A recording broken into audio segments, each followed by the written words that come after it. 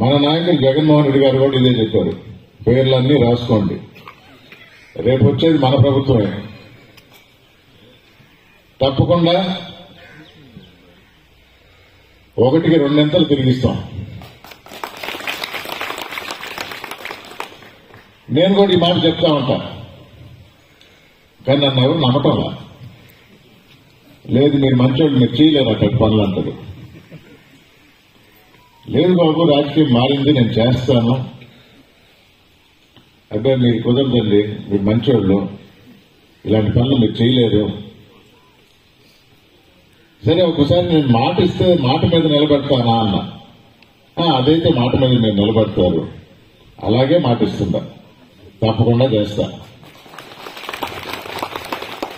జగన్మోహన్ రెడ్డి గారు ఎలక్షన్స్ అయిన తర్వాత మన ప్రభుత్వం వస్తుంది, అప్పుడు తాట తీస్తాను అన్నది. నేను అంతకాలం వెయిట్ చేయను, నేను ఇప్పుడే మొదలు పెట్టేస్తాను. అధికారుల మీద కోర్టుకి వెళ్ళటం జరిగింది. వెంకటగిరిలో ఒక తప్పుడు కేసు పెట్టారు, గంజాయి కేసు. కోర్టు ద్వారా ఆర్డర్లు తెప్పించిన. అధికారులు భయపడుతున్నారు. ప్రోటోకాల్ అంటే నా పేరు రాయి మీద ఉండాలని కాదు. ఒకప్పుడు ప్రోటోకాల్ గురించి మాట్లాడేవాడిని. మేము గెలిపించుకున్న మా దళిత ఎంపీ, మా తిరుపతి ఎంపీ గురుమూర్తి పేరు కూడా లేదంటే 2 రోజుల్లో బోర్డు మారుస్తున్నారు. చిన్న విషయం అయ్యుండొచ్చు. అంటే నడమంత్రపు సిరిగా ఈ రోజు మాకు పవర్ వచ్చింది, అధికారంలో ఉన్నాము, భక్తం నా చేతిలో ఉంది, ఏమైనా చేయొచ్చు అనుకుంటే రాబో రోజుల్లో అనుభవించక తప్పదని మీ ద్వారా తెలియజేస్తున్నా. అది కూడా ఎంతో దూరంలో లేదు. చాలా మంది 29 అని దాటేసుకుంటా ఉంటారు. మీ అందరికి కూడా తెలియజేస్తున్నా,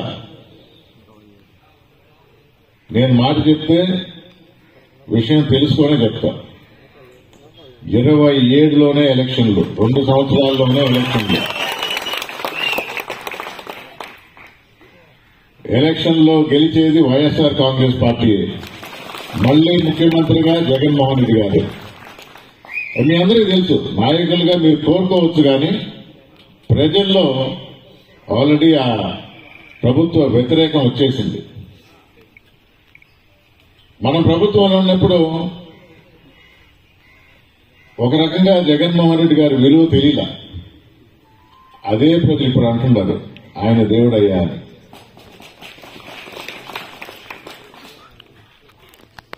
సంక్షేమ పథకాలంటే ఊరికే బటన్ నొక్కేసి అకౌంట్లో పట్టడం కాదు, అవసరాలు గుర్తించి దానికి అనుగుణంగా ఆర్థిక సాయం చేయటం. ఎందరో బతుకులు మెరుగుపడ్డాయి.